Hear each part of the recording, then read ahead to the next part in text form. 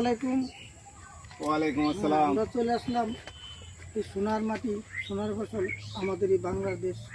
এই বাংলার মাটিতে যেন এই সুন্দর সোনার ফসল ফুটবে কেউ কোনো চিন্তা করেনি, তাই না? এই ফসল উৎপাদনের জন্য বাংলার মাটিতে আমাদের এই ভাইয়ের নাম কি ভাই? আমার নাম মোহাম্মদ আকবর আলী। আকবর আলী। আপনি আগে কি কাজ করতেন? আমি বাংলাদেশ নৌবাহিনীতে ছিলাম। বাংলাদেশ নৌবাহিনী ডিফেন্সে চাকরি করতেন।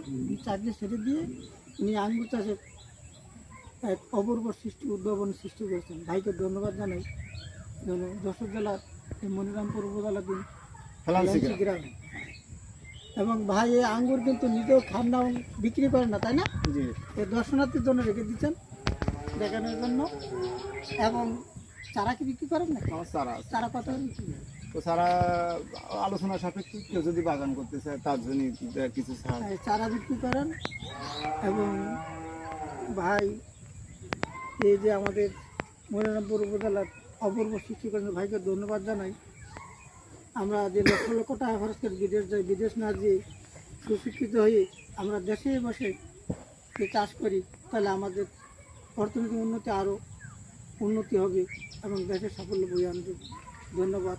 আমি নতুন সরকার ভাইকে ধন্যবাদ জানাই। আসসালামু আলাইকুম। ওয়ালাইকুম আসসালাম। আসেন।